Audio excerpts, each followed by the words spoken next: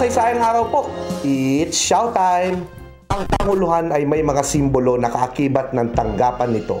Mayroon itong bandila, coat of arms, at sagisag o ang presidential seal.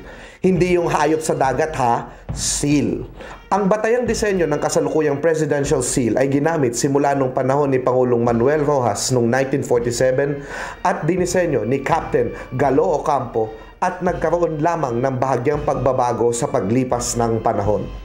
Kabilang sa mga ito, ang mga bituin na kumakatawan sa mga lalawigan ng Pilipinas, ang araw na may 8 sinag na kumakatawan sa 8 unang lalawigan na isinailalim sa batas militar noong panahon ng himagsikan, ang pulang tatsulok ng katipunan, libertad, igualdad, fraternidad, ang 3 bituin, at ang ultramar.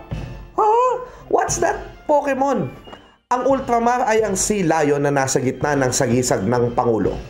Ang mythical na sea lion ay ginagamit na noon pa man bilang heraldry o sagisag sa mga imperyo sa Europa, kabilang na ang Roman Empire. Tinatawag din itong Morse. Ito ang napili ni Haring Felipe II nang sakupin tayo ng mga Espanyol bilang sagisag ng Pilipinas noong March 20, 1596. Dahil sa ito ay isang kapuluan. Sa description ng hari, a half lion and half dolphin of silver, armed and long gules. That is to say, with red nails and tongue. The said lion shall hold in his paw a sword with guard and hilt. Ang sagisag ay tinawag nilang ultramar. Hindi Ultraman ha, ultramar. Ang kahulugan ng ultra ay beyond at mar ay seas. Ibig sabihin ay iba yung dagat. Dahil ang Pilipinas ay ang kolonya ng Espanya sa malayong silangan.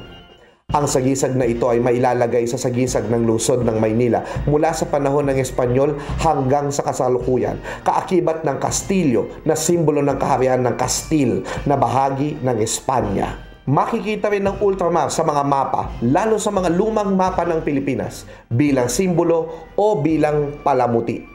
Gayon din, mailalagay din ang ultramar sa logo ng Cerveza San Miguel Beer at sa sagisag ng Philippine Navy. Magiging bahagi rin ito ng disenyo ng ilan sa ating mga dekorasyon o medalya sa Legion of Honor at sa Order of Sikatuna.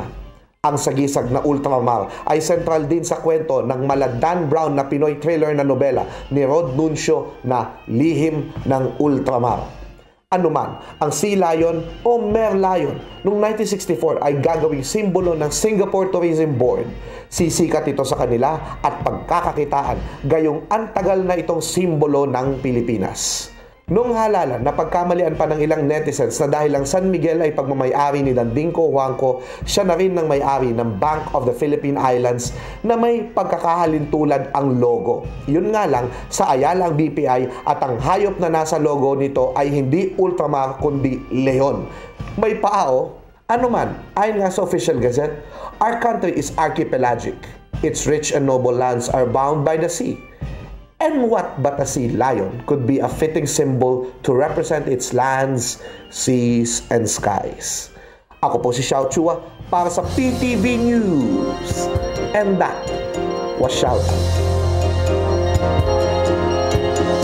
Hi! Ako si Ria Fernandez. Mag-subscribe na sa PTV YouTube channel. I-click lang ang subscribe button.